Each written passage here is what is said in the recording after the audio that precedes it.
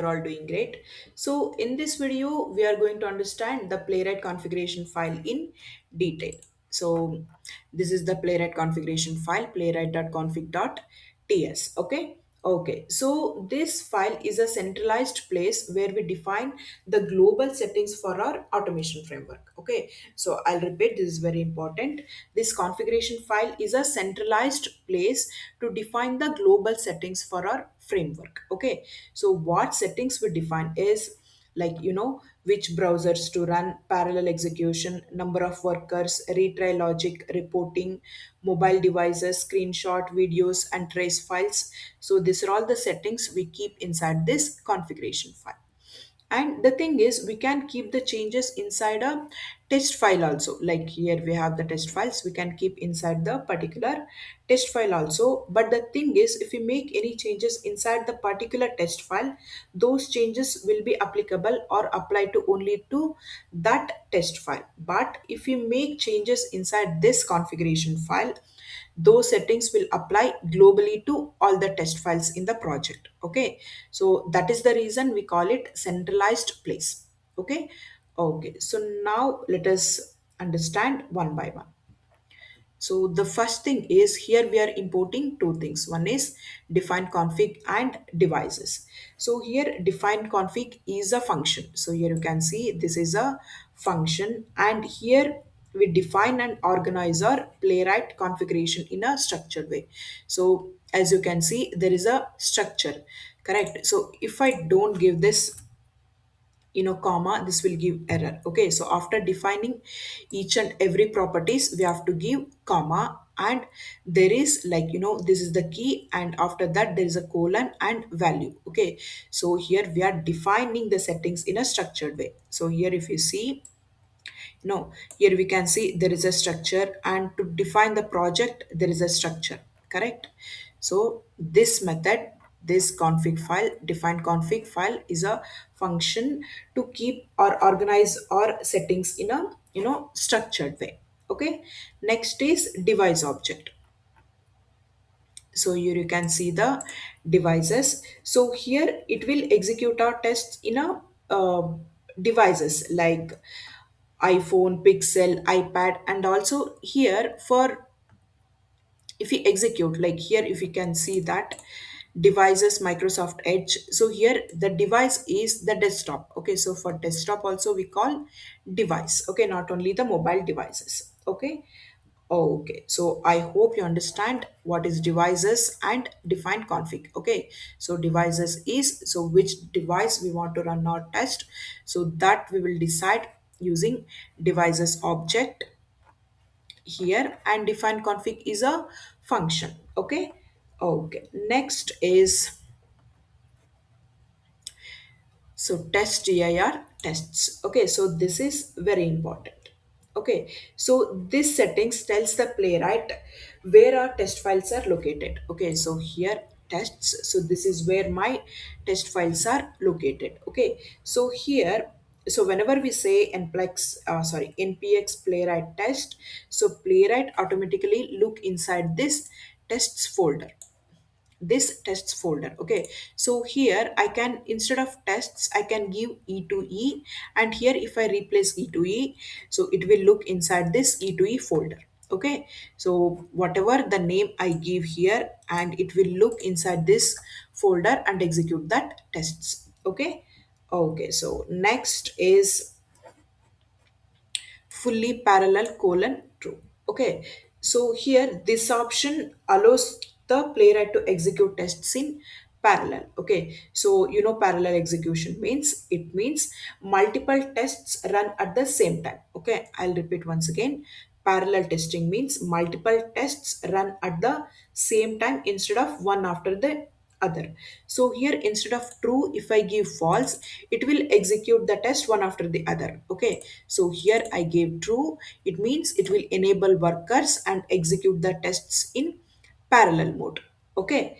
Okay, so I hope you understood fully parallel colon true means, here it will execute the test in parallel mode, means it will at the same time it will run multiple tests. Okay.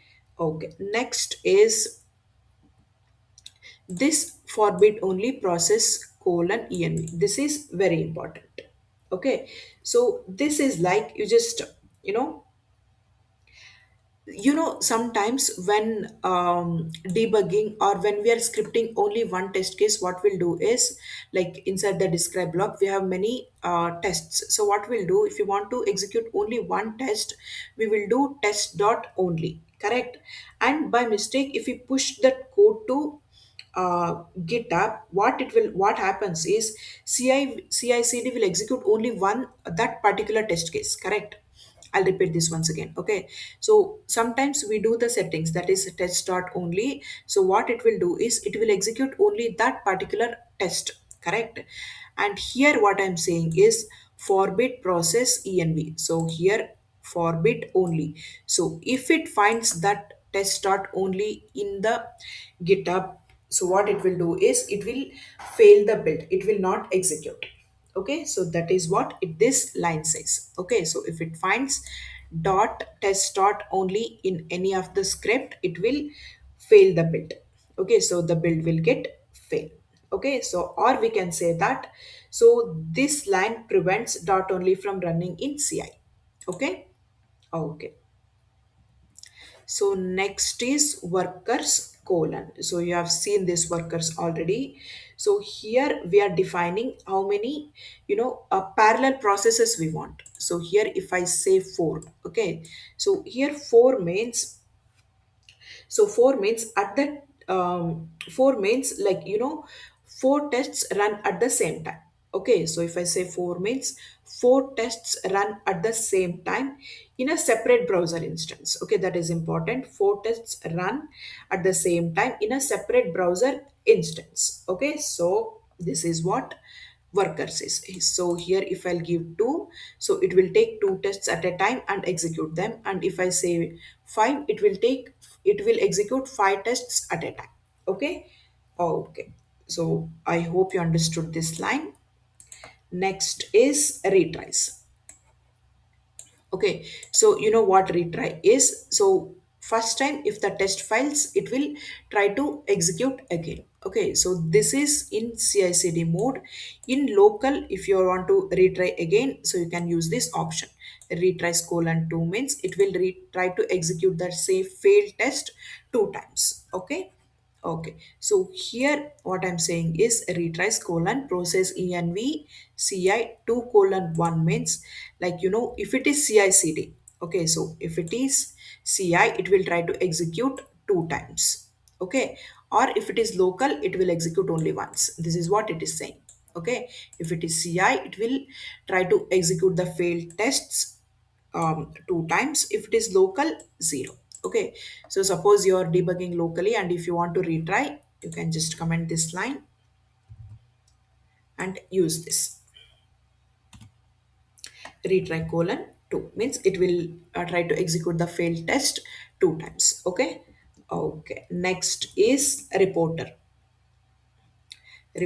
colon html. So by default it will generate html file, you know that. And to see that file, the command npx playwright show a report. Okay, so here if I say reporter colon html, so this is responsible for generating the test execution report for me.